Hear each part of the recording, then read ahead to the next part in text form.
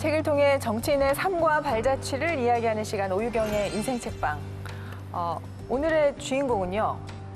정말 어렵다는 사서미원을 꺾고 중원을 탈환하신 분입니다. 특종 기자의 초록색 창으로 유명한 인터넷 포털 기업의 부사장까지 지내셨고, 그리고 청와대 국민소통 수석까지 지내신 정말 화려한 경력의 소유자입니다. 윤영찬 의원 모셨습니다. 어서 오십시오. 네, 안녕하세요. 안녕하세요. 네, 고맙습니다. 어서 오십시오. 네.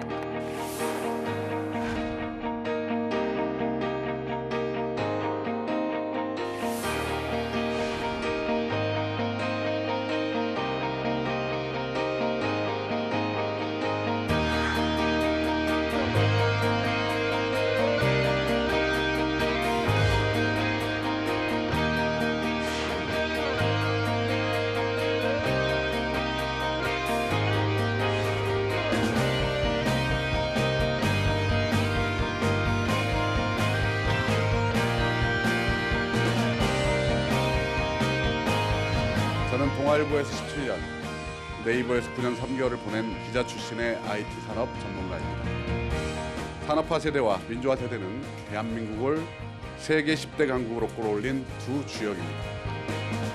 저는 과거와 현재의 두 세대를 아우르고 조화시킬 수 있는 소통의 전문가이자 앞으로 다가올 4차 산업혁명 시대를 대비할 안목을 준비해왔다고 자부합니다. 저는 우리 사회가 두려움 없이 미래의 문을 열어 제칠 수 있도록 힘을 보탤 것입니다.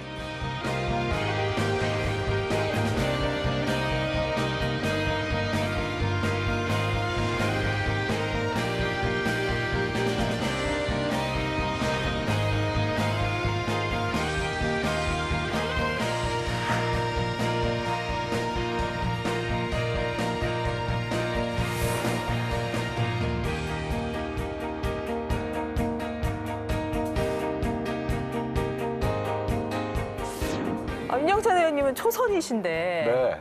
정말 무게감 있는 초선이신 것 같고요. 남들이 한 번씩 하고 싶어하는 직업을 한 번씩 거치신 정말 화려한 경력의 소유자가 아닌가. 부러워하는 분들 많으실 것 같아요. 예, 뭐 아마 그런 부분에서는 부러워하실 것 같습니다. 네. 왜냐하면 경험하기가 쉽지 않은 네. 세계의 영역을 제가 지금 경험을 하고 있고요. 예. 그리고 그것이 저에게는 아마 제 인생에서 저를 굉장히 풍부하게 만들 수 있는 또 요인이기도 하다 이렇게 생각하기 때문에 행운이라고 생각합니다. 국회의원 일단 지난 네.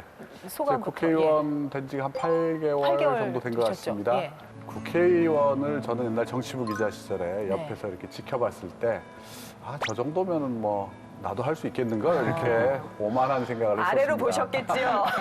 그런데 요즘에 제가 직접 국회의원을 해보니 네. 제가 무언가를 살아가는 게 아니고 살아낸다는 표현이 더 어울릴 정도로 일정에 쫓기고 그다음에 제가 또 관심을 가져야 될 여러 영역들을 제대로 커버를 하지 못한다는 그런 느낌들이 많아요. 그래서 이 많은 분들이 아마 저하고 거의 비슷한 경험들을 하면서 지금 살고 있을 텐데 여야를 떠나서 의원님들 만나면 제가 오히려 격려해드리고 싶고 이렇게 등도 한 번씩 두드려주고 싶은 동병상련이 있습니다. 이게 어려운 거였구나 지금 느끼시는군요. 예.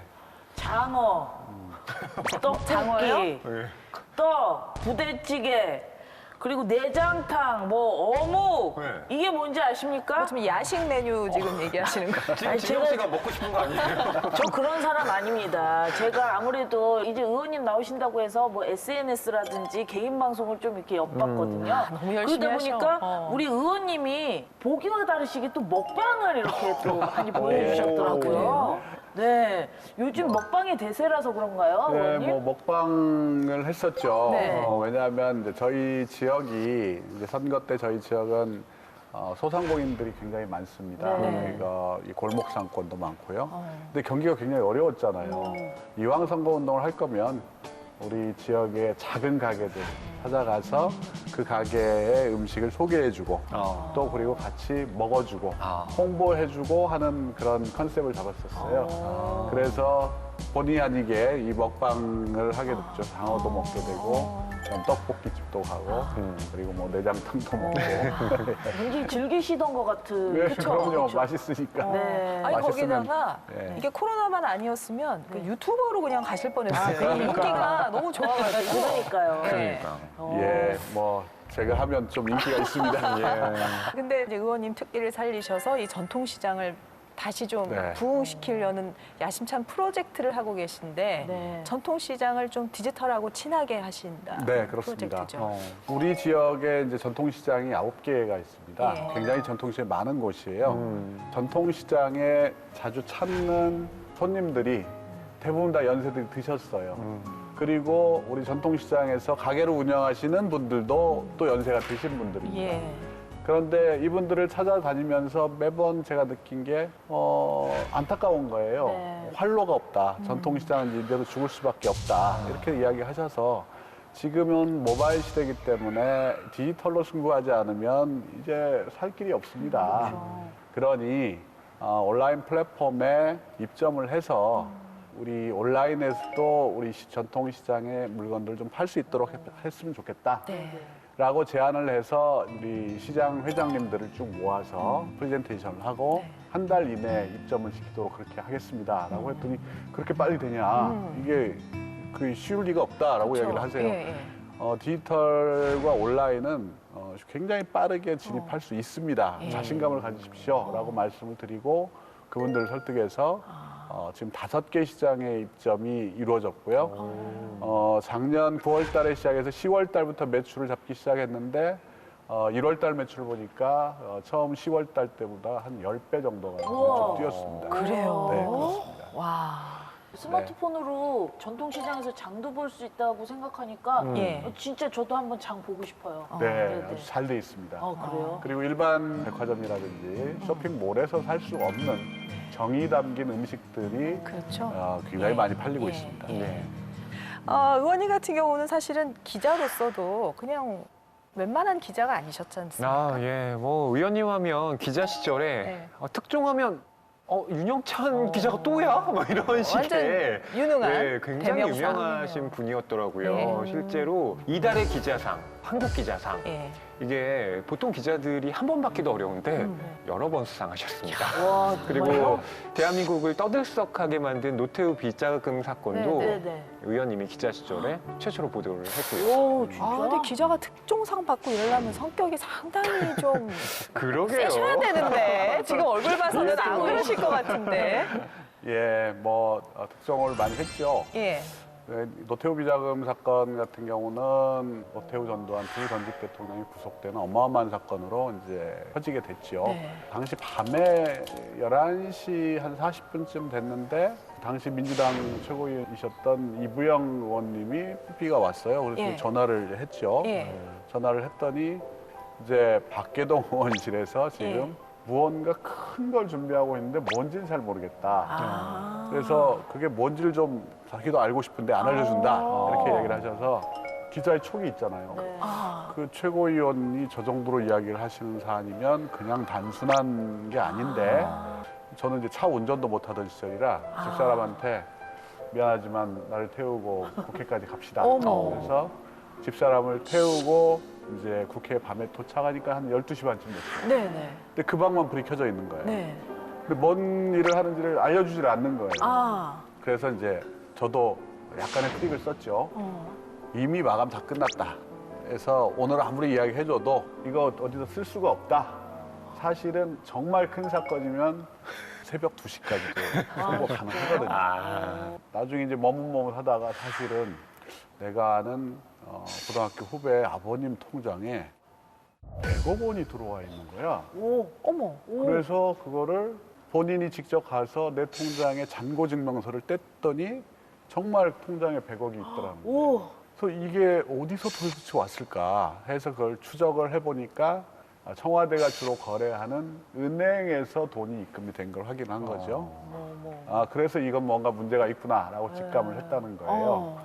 그래서 제가 밤 1시가 넘어서 회사에 전화를 걸어서 청와대 근처에 무슨 은행 지점에서 아무 연관이 없는 사람의 계좌로 100억 원이 입금이 됐습니다. 그 잔고 증명서가 있습니다. 이거는 기사가 굉장히 클 것 같습니다. 그러니 기사를 넣어야 됩니다. 그랬더니 야 새벽에 그것도 뭐 아직 확정되지도 않은 내용을 가지고 써야 되느냐. 그래서 이거 내일이면 국정감사에서 아마 공개를 할 겁니다. 반드시 넣어야 됩니다. 해서 시내에만 배달되는 배달판에 50판이라고 저희는 당시 예, 얘기를 예. 했는데 50판에 이면에 2단 기사로 기사가 출고가 됐습니다. 아, 이면 2단 기사요? 네, 그러니까 완전히 그 사안에 비하면 예. 굉장히 그러니까 처음 작게 시작은 들어가요. 예.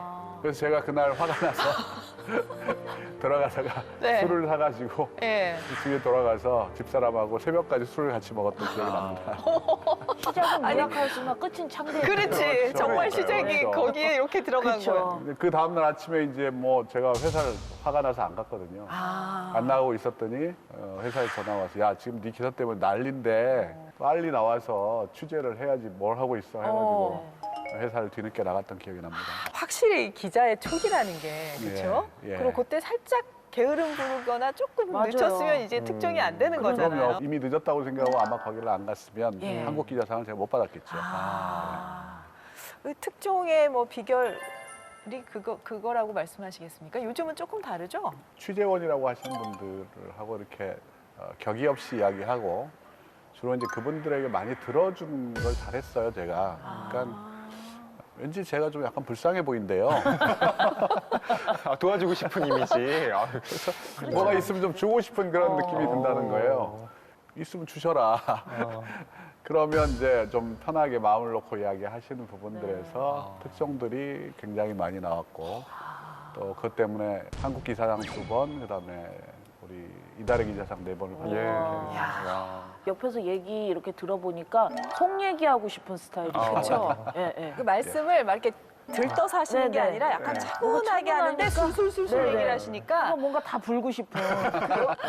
아니 그래서 이제 분위기 좋잖아요. 네네. 근데 우리가 힘들었던 기억을 벌써 잊은 거야. 아. 의원님 오시기 전까지 우리 얼마나 괴로웠습니까? 의원님 인생책 때문에. 제가 인생책방 1년 했는데 제일 어려운 책을 뽑겠습니다. 어렵더라고요. 네. 19, 20세기 프로테스트 사상사. 사실 한 번은 읽고 싶었던 네. 철학사조들이었지만 막상 책을 펴니 정말 한 장 한 장 넘기기 어려웠는데 그래서 허위평론가를 믿고 왔습니다. 맞아요. 책을 좀 어떻게 좀 정리를 좀 해주세요. 예. 이 책은 독일 출신의 예, 신학자인 이 파울 틸리의 강의록을 묶은 책입니다. 이 틸리 교수가 1963년에 시카고 대학의 신학대학에서 19세기, 20세기 프로테스탄트 사상사라는 제목으로 강의를 해요. 네. 그때 제자가 그걸 다 녹취해서 예. 이제 편집을 해서 출간한 것이 바로 이 책인데 틸리는 신학을 공부하는 사람들에게서는 뭐 정말 석학으로 유명한 자입니다. 네네. 독일 출신이라고 말씀을 드렸는데요. 그 1차 세계대전에서는 종군 목사로 또 참여를 해요. 이분이 독일에서 대학 교수로 재직 중에 당시에 나치가 집권을 했고 유대인들에 대한 박해 분위기가 강력했잖아요. 네. 그때 틸리 교수가 유대인 학생들을 돕습니다. 그러니까 이게 굉장히 좀 어떻게 보면 정권에 반하는 것이기 때문에 그렇죠. 교수의 지위 자체가 위태로울 수 있는데 네네네. 실제로 그 행동 때문에 나치로부터 교수직을 박탈당해요. 그리고 신변의 위협까지 느끼게 됩니다. 그러던 와중에 미국 대학에서 초빙 교수 제의를 받고 네. 미국으로 건너가게 됐고 그 이후에 이제 미국에서 생활을 하면서 정말로 종교계에서 여러 가지 신학적인 견해들을 내놓는 네. 그런 학자로 자리매김하게 됩니다. 사실 이제 윤영찬 의원님 같은 경우는 저희가 뭐 너무 유명하니까 익히 알고 있었죠. 근데 이 책을 인생책으로 했다고 하니까 너무 궁금한 거예요. 맞아요. 정말 직접 만나서 얘기를 들어보고 싶다. 그러게요. 어떻게 이 책이 인생책이 됐을까? 도대체 왜? 왜? 그 왜라는 질문이 네, 네. 정말 하고 싶었어요. 전 언제? 언제 읽었나? 인생책을. 예, 책이 어려운 책이고 저도 지금 이 책의 내용을 이야기하라면 자신이 없습니다. 무슨 내용인지. 그러나 이 책은 분명 저에게 굉장히 중요한 제 인생의 항로를 좀 항로요? 바꿔줬다라는 말까지 할 수 있을 정도로 굉장히 중요한 책입니다. 저는 이제 고등학교 때부터 교회를 다니기 시작해서 네. 대학을 들어갔는데 대학을 들어갔을 때 그 시대를 여러분 상상을 해보시면 광주 민주화 운동이 일어난 지 얼마 안 되는 시점이었고 그로 인한 학생들의 분노 그리고 사회 변혁에 대한 어떤 욕구들 이런 것들이 분출하던 시점입니다. 그러니까 학교의 기능이 제대로 작동하지 않고 그리고 늘 항상 학내 시위와 그다음에 투옥 그리고 뭐 징집 뭐 이런 살벌했던 그런 시절이죠. 근데 대학에 입학해서 제가 도저히 이 시대적인 이 상황에서 뭔가 하지 않으면 안 된다라는 강력한 어떤 욕구 그다음에 의지가 분출을 하기 시작했는데 교회와 이 사회라는 부분들을 도대체 이 결합을 시킬 수가 없는 겁니다. 그래서 교회에서 고민을 하다가 몇 명의 우리 대학생들 같은 문제의식을 가지고 있던 대학생들하고 같이 독서 클럽을 만듭니다. 그래서 독서 클럽에서 맨 처음 선택한 책이 바로 19, 20세기 프로테스탄트 사상 사람 요 책입니다. 근데 너무나 어려워요, 책을 읽으면서. 어렵지만 이 책을 거의 겉표지가 뜯어지고 그다음에 책이 너덜너덜해질 정도로 여러 번을 책을 읽었습니다. 우선은 뭐 이해가 안 가기도 해서 여러 번 읽었겠지만 그만큼 어떤 새로운 빛 같은 그런 느낌이 들었거든요. 그게 뭐냐면 내가 이 믿고 있는 신앙이라는 것들을 철학과 신학적 사조에서 객관적으로 관찰할 수 있는 그리고 객관적으로 바라볼 수 있는 새로운 어떤 프리즘을 제게 제공해줬다 이런 느낌이었고 이 책을 통해서 이제 저는 당시에 이제 학생 운동이라고 하는 사회 운동에 좀 더 할 수 있게 됐다는 자신감을 갖게 됐고 군대를 가서도 신학을 공부하겠다는 생각을 했던 게 바로 이 폴 틸리 이 교수의 그런 책 때문이었다고 생각합니다. 이 조금 이제 어려운 이야기를 쉽게 한번 제가 설명을 해보겠습니다. 예. 교회 오빠의 두 종류가 있습니다. 기타 치는 교회 맞아요. 오빠가 있고 성경을 든 교회 오빠가 있는데 성경을 든 아주 독실한 교회 오빠였던 거예요. 그렇죠. 근데 대학에 가서 이제 자기가 알았던 세상이 한번 깨지면서 뭔가 정말 절실한 답을 찾고자 이 책을 듭니다. 네. 근데 그러니까 이게 막 해지도록 읽고 있는 거죠. 그러면서 뭔가 자신의 길을 찾은 거예요. 그러니까 인생책 맞네요. 네, 맞습니다. 야, 그럼 오늘 오유경의 인생 책방에서는 이제 의원님이 이렇게 감명 깊게 읽고 인생의 항로를 정하게 된 이 책을 좀 쉽게 포인트를 집어서 하나하나 살펴보도록 하겠습니다. 키워드로 본 근현대 철학사입니다. 잘 정리해 보겠습니다. 첫 번째. 네, 여기 계몽주의적 인간이라는 얘기가 나오는데요. 의원님은 이 계몽주의적 인간에 대해서 어떻게 혹시 해석하셨을까요? 일단 중세 시대의 모든 이 세상의 원리는 이제 신을 중심으로 돌아갔고 인간은 그냥 그 신을 해석하는 그리고 신의 뜻이 무엇인지를 구하는 그런 위치에 있었던 것 같아요. 그런데 이제 종교개혁을 통해서 르네상스를 통해서 사람들이 주체로서 등장하기 시작하는 네. 그 즈음이었던 것 같고 등장하는 과정에서 많은 혼란들이 생겼겠죠. 예전엔 그냥 성경 내지는 뭐 우리 신부님이 말씀하시는 걸 믿고 따르면 됐는데 이제는 본인들이 스스로 생각하는 그런 사람들이 됐기 때문에 어떤 기준으로 나를 판단해야 되고 어떤 기준으로 세상을 볼 것인가에 대한 혼란들이 있었을 것이고요. 데카르트가 이야기하는 나는 생각은 덕후로 존재한다라는 이 가설이 결국은 모든 사람들에게 하나의 도전을 줬다고 생각을 합니다. 그런 부분에서 이제 계몽주의적 인간은 이제 스스로를 깨우치기 시작한 인간 그런 의미에서 계몽주의적인 인간이 등장을 했다고 생각하고요. 이런 부분들이 다 사람에 대한 해석을 어떻게 할 것인가에 대한 고민들에서 비롯된 그러니까 크게 보면 신성에서 인성으로 그러니까 휴머니즘으로 전향되는 과정에서 빚어지는 일들로 이렇게 보입니다. 계몽주의적 사람의 특징을 여기 70페이지 보면 현 상태에 만족하지 않는다라고 돼 있었거든요. 근데 이렇게 보니까 의원님이 약간 그런 스타일이셨던 것 같아요. 왜냐면은 뭐 기자로서도 엄청난 업적도 남기시고 그다음에 포털 사이트에서도 부사장님으로 계셨는데 그렇게 보면은 이 연봉도 대단했을 거거든요. 그렇죠. 그 얘기를 묻고 싶었던 거죠. 네네. 네. 근데 어떻게 해가지고 이쪽으로 오게 되셨는지. 세상의 지식과 정보를 유통하는 방식이 바뀌기 시작하죠. 인터넷이 등장하면서. 네.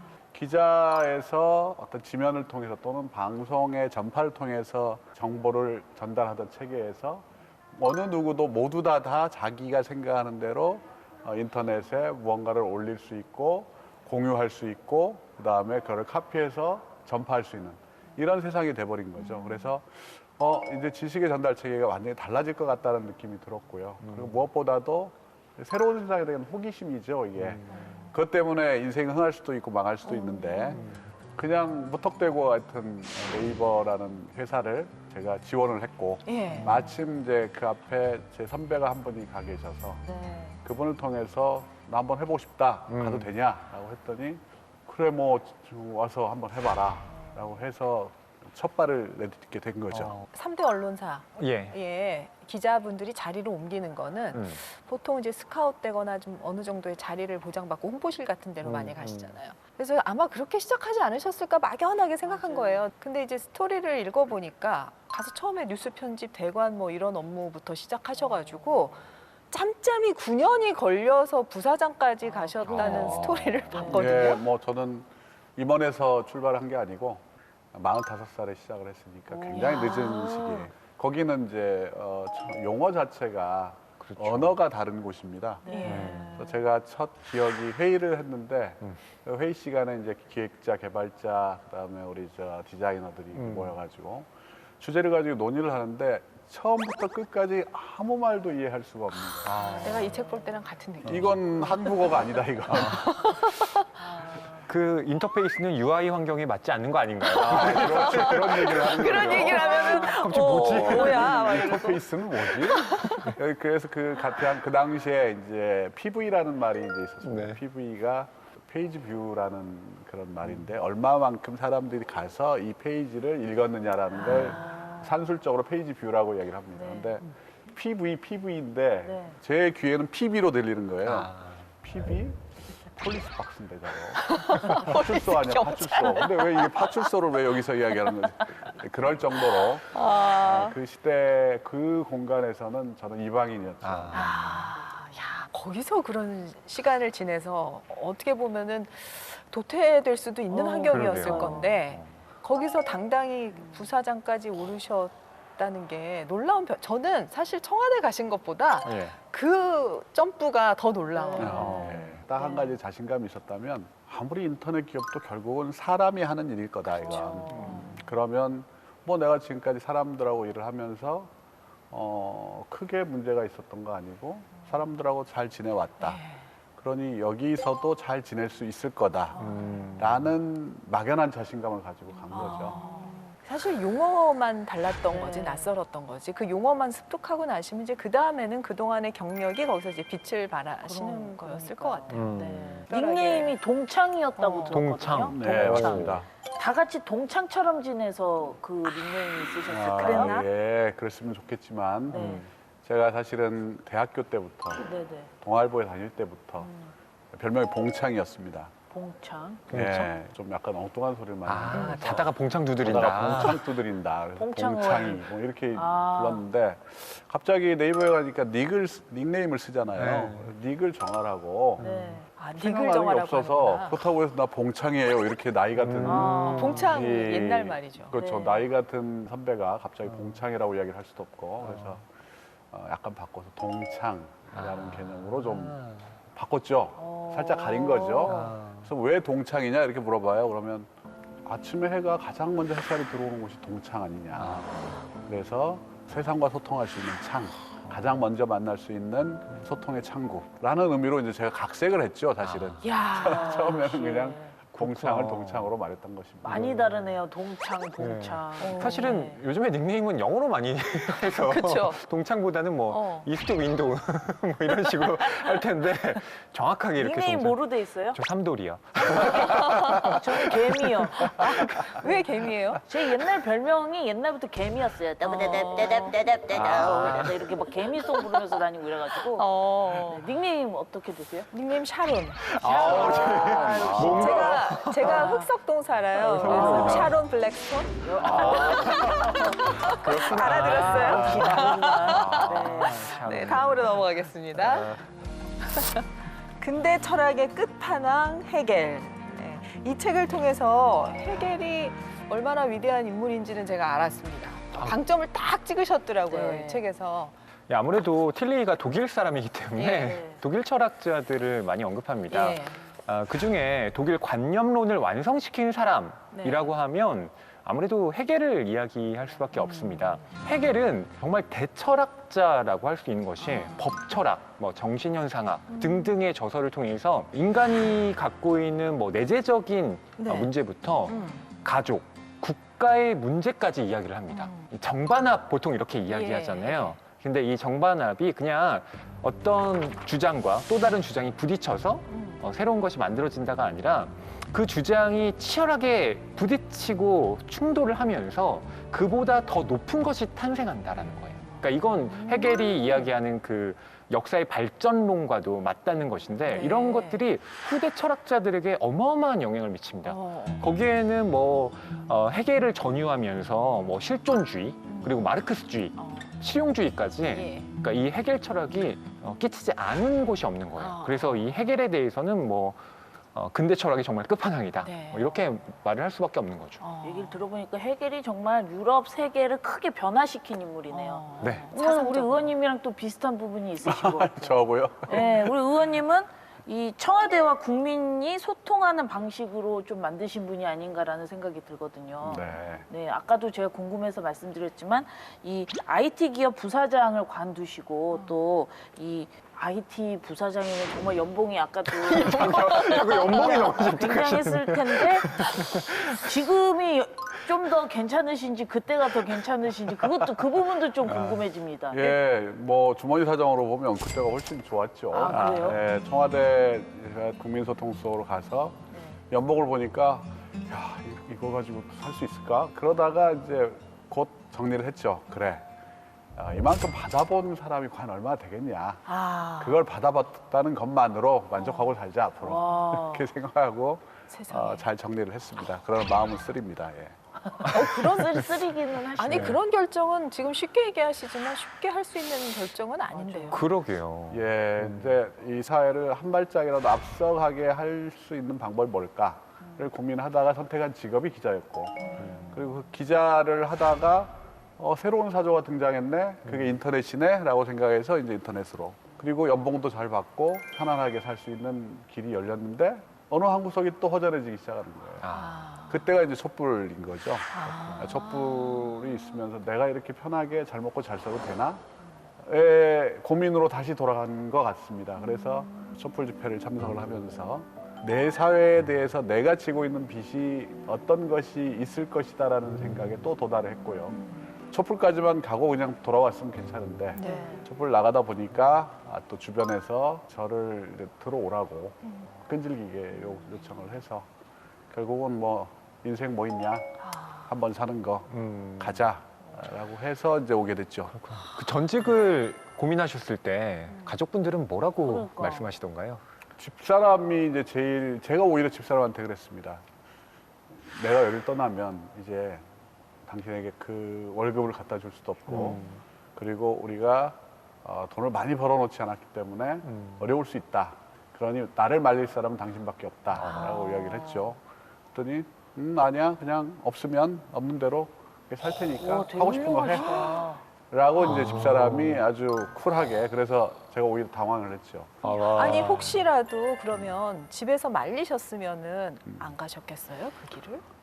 그건 또 모르죠. 그러나 아마 상당한 장애 요인이 됐을 건 분명히 맞을 것 같습니다. 그래서 제가 나중에도 물어봤어요, 집사람한테. 왜 안 말렸냐? 그때 그랬더니 이렇게 술을 한잔 하고 집에 와서 넋두리를 할 때가 있는데 넋두리를 하는 걸 보면 당신은 이 사회와 구별해서 혼자만 가지고는 살 수는 없는 사람이야. 그러니 자꾸 답답하다는 이야기를 해. 그래서 나는 기억이 없는데 그랬더니 아니야 당신이 그 얘기를 자주 했어 그래서 놓아주기로 했어 이렇게 이야기를 하더라고요. 그래서 결국은 그런 운명이었지 않았을까라고 생각을 해봅니다. 지금 돌아봤을 때 저희가 이제 정치 프로는 아니니까 마음 편하게 이제 하시고 네. 가장 내가 그래도 여기에서 이거는 보람이 있다. 이건 내가 잘하고 왔다 그래도 거기까지 간 보람이 있다. 월급 포기하고 뭐 그런 기억을 하나 꼽으시라면 뭐 가장 중요했던 순간은 역시 남북 정상회담이었죠. 4월 판문점 남북 정상회담에서 오전에 정상회담을 마치고 우리 임종석 실장이랑 같이 그 평화의 집 옥상에 올라갔던 기억이 납니다. 옥상에서 바로 북쪽이 이제 개성공단인데 이걸 바라보면서 제가 그때 처음으로 임종석 실장이 저를 이제 땡겨서 저를 데려온 사람이기 때문에 네. 임 시장한테 고맙다. 나는 이제 여한이 없을 것 같다. 내가 오늘 이런 장면을 보고 남북이 화해할 수 있는 단초를 놓는데 나도 일원으로서 참여했다는 것만으로 난 너무 기쁘다. 그리고 연봉 생각 안 하고 나 너 원망 안 할게. 뭐 이렇게 얘기했던 기억이 납니다. 그리고 지금 생각해 보면은 그 문재인 정부의 하이라이트 같은 장면이에요. 예. 맞습니다. 그 장면이. 네. 자, 다음으로 가겠습니다. 키에르 케고르의 실존주의 나왔습니다. 예. 네.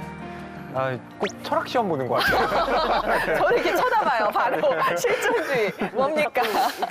이 키에르케고르 하면 보통 불안의 개념을 가장 잘 정립한 철학자라고 이야기들을 네. 합니다. 근데 생각해보면 우리가 왜 불안한가 따지고 보면 결정된 게 없기 때문에 불안하거든요. 실제로 실존주의라는 철학 자체가 보통 우리가 목적이 있어서 태어난 게 아니라 태어나서 보니 뭔가를 해야 되네? 근데 아무것도 결정된 게 없다는 거예요. 그럼 인간은 뭔가를 해나가면서 계속해서 자기 자신에 대한 뭐 혼란, 뭐 불안 이런 것에 휩싸일 수밖에 없다는 거죠. 네. 그런데 키에르케고르는 이제 거기에만 머문 것이 아니라 그렇기 때문에 우리에게 중요한 건 우리가 무엇을 알아야 할 것인가 보다는 우리가 무엇을 해야 하는가 그 실천 쪽에 방점을 찍습니다. 그래서 키에르케고르를 너무 막 절망의 철학자, 저는 이렇게만 바라보는 건 별로 올바른 시각은 아닌 것 같고요. 우리가 절망하고 또 불안하기 때문에 어떻게 한 걸음을 더 내딛어야 할 것인가 그런 실존에 대한 끈질긴 물음을 던진 철학자가 바로 네. 키에르케고르라는 생각이 듭니다. 예. 이 헤겔에서 키에르케고르, 뭐 니체, 마르크스 쫙 이제 분파가 나오잖아요. 의원님도 이제 뭔가 이 부분에서 어떤 결론을 내렸기 때문에 그 다음 길들이 펼쳐진 게 아닌가 싶은데. 결국은 아무리 세상을 이성적으로 잘 분석을 하고 그 이성적으로 세상을 바라보고 하지만 결국은 내가 느끼는 게 뭐냐, 내가 뭘 할 수 있는 거냐, 이 실존의 문제에서는 모두 다 부딪힐 수밖에 없는 부분이 있기 때문에 저도 역시 마찬가지죠. 어디서 어디로 내가 기자에서 네이버로 아니면 인터넷 기업에서 정치로 이전을 하는 건 내가 그 속에서 어떤 의미를 갖지 않으면 스스로를 합류할 수가 없는 거지 않습니까? 그리고 거기에는 끊임없는 불안감과 그다음에 혹시 가서 일을 못하면 어떡하지 하는 실망, 회의, 내가 이러려고 왔나? 하지만 결국은 스스로를 어떤 식으로든 지키고 인정을 해야 되는 부분에 도달하게 되잖아요. 그래서 내가 스스로 바꾼 이 직업들을 내가 인정하고 그거를 흔쾌히 받아들이고 수용함으로써 거기에서 내가 존재하는 이유를 좀 분명하게 설명해야 되겠다라는 생각들이 많이 들었죠. 그러니까 일종의 뭐 실존주의하고 같은지는 모르겠습니다만 비슷한 저 스스로에 대한 실존의 문제는 늘 항상 같이 왔다고 생각합니다. 그 포털에서 지금 청와대 간 것까지 네, 이해가 네. 됐잖아요. 그렇죠. 예. 거기까지는 이해가 이해가 되는데 됐고. 또 세상 밖으로 나오셔가지고 중원을 평정하는 삶을 선택을 하셨잖아요. 근데 원래부터 정치를 하려고 준비하고 계셨던 건지 궁금합니다. 아닙니다. 정치는 정말 하고 싶지 않았습니다. 아, 그렇습니까? 그리고 청와대에 나올 때도 네. 저는 제 할 일은 다 했다. 그러니까 정치로 영역에서 제가 해야 될 의무는 이제 다 했다라고 생각을 하고 다시 사적인 영역으로 돌아가려고 생각을 했죠. 아. 네. 뭐 대통령께서도 출마 이야기를 하셨고 그리고 이 정부에 대한 책임을 결국은 그걸 했다고 해서 끝나는 게 아니고 우리 정부가 잘 마무리를 할 수 있을 때까지 제가 돕지 않으면 안 된다라는 또 생각이 있었기 때문에 선거에 출마를 하게 됐고요. 그리고 그게 지금으로서는 어쨌든 우리 정부를 잘 지키고 그리고 또 다음 정권을 만들어내는 일 이것이 지금 저에게는 가장 중요한 사명이다 이렇게 생각하고 있습니다. 그러니까 그게 좀 결이 다른 게 사실 이제 청와대만 해도 임명직이란 말이죠. 네. 근데 여기는 선거를 치러야 되고 그 선거 지역구 중원이라는 곳이 사선 의원이 있었던 곳이기 때문에 굉장히 좀 막중한 책임이나 네, 뭐 맞습니다. 그리고 꼭 이긴다는 보장도 없는 거 그렇습니다. 아닙니까? 예. 그런 상황에서 나가셔서 쉬운 결정은 아니셨을 것 같아요. 굉장히 고민을 하고 머리를 쥐어 뜯었죠, 사실은. 네. 하기 싫어서. 네.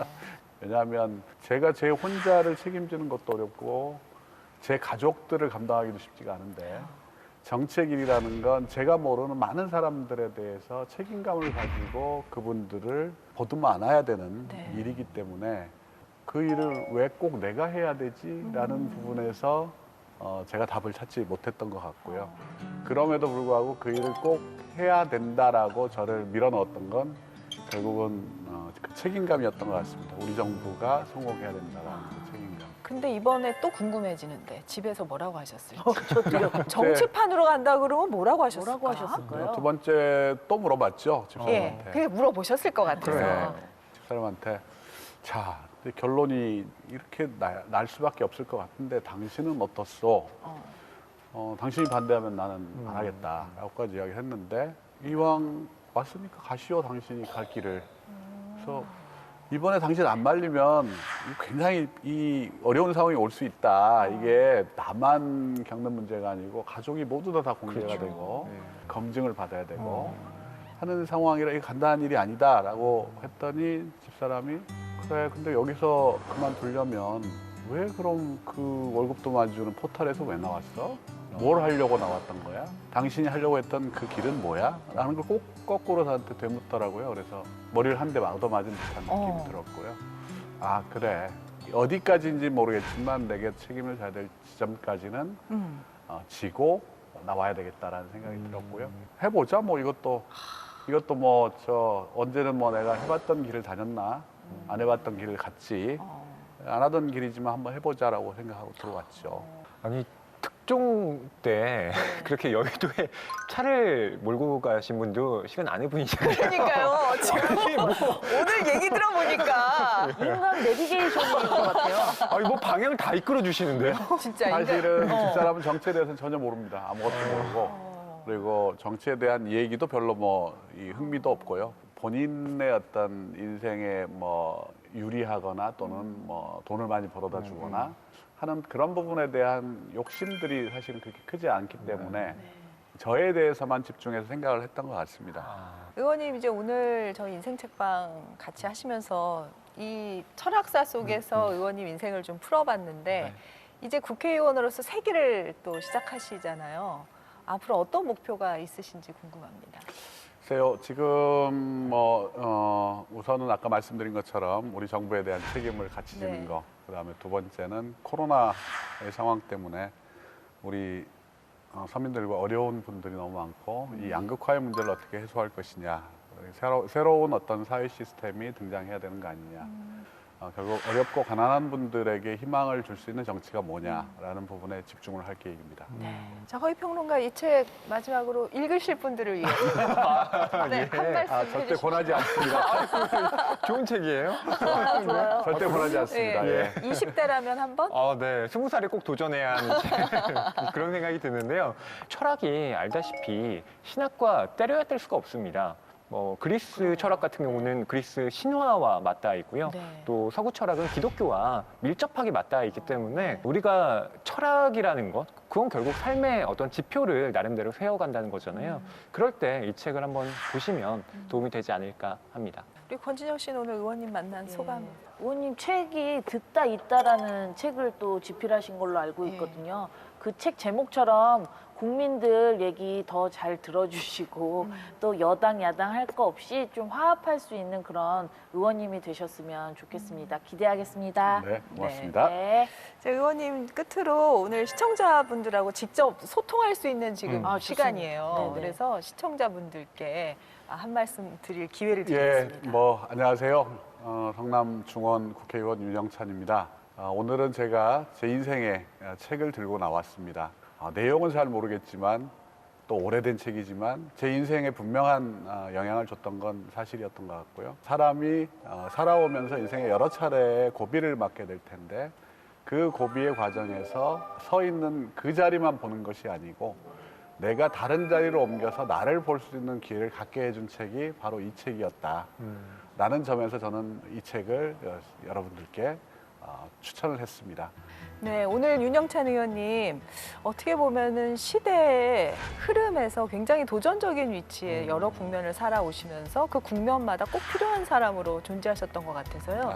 이제 국회의원으로서의 또 다른 인생에서도 국민들에게 꼭 필요한 사람으로 남게 되실 것을 기대하겠습니다. 네, 고맙습니다. 네, 감사합니다. 오늘 함께 해주셔서 감사합니다. 네, 고맙습니다. 감사합니다. 다시 한번 미안합니다. 아유, 공부 잘했습니다, 의원님. 네. 감사합니다. 네.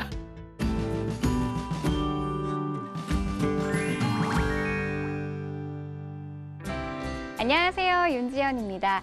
국회 도서관이 추천하는 새로 나온 책과 다양한 추천 테마 도서 소개하는 오늘 뭐 읽지? 오늘은 국회 도서관장이 선택한 책 만나보는 시간 도서관장의 원픽 준비되어 있습니다. 먼저 국회 도서관이 추천하는 새로 나온 책입니다.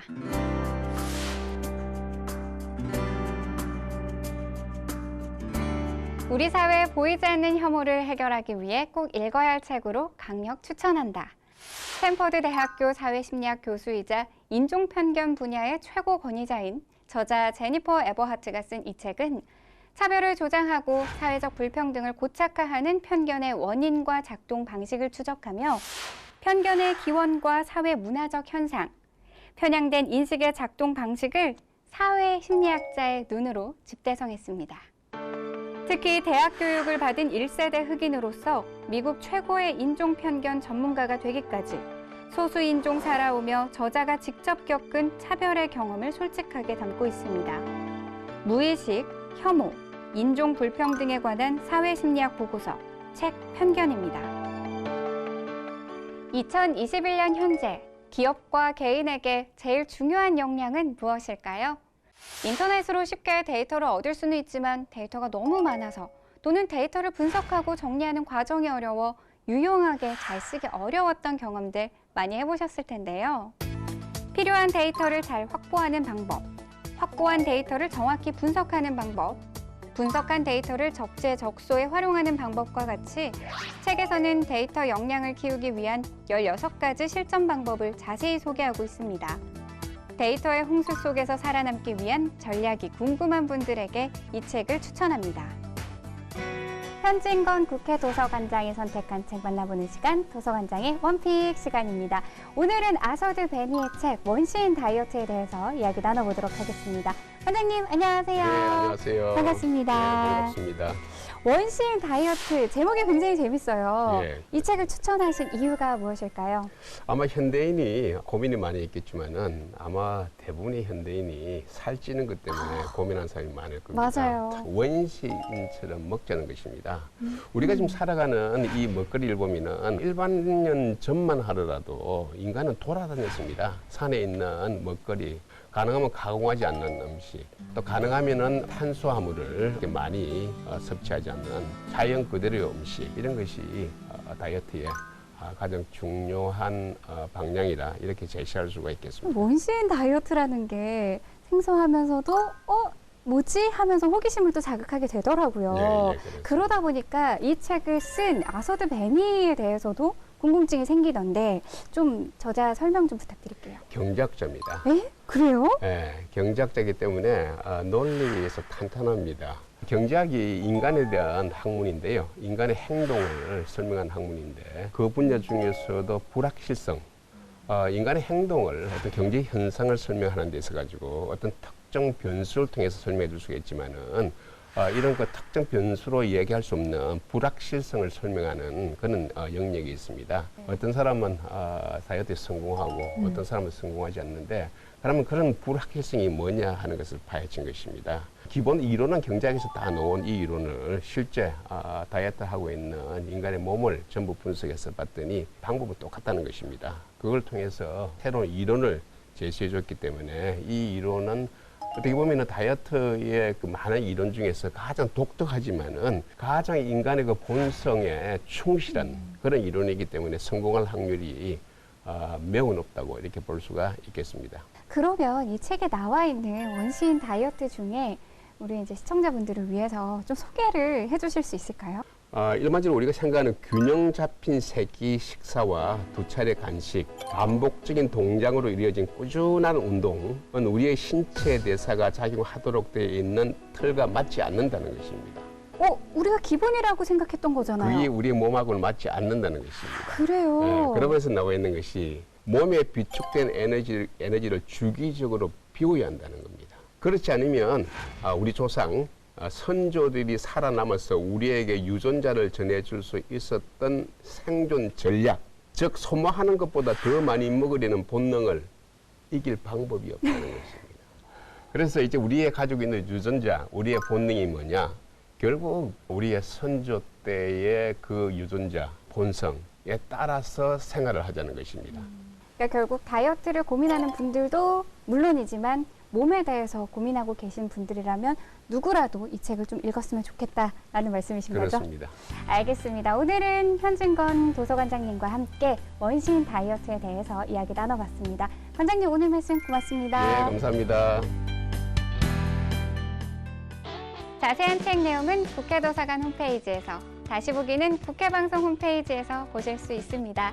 저는 다음 주 새로운 책으로 다시 찾아오겠습니다.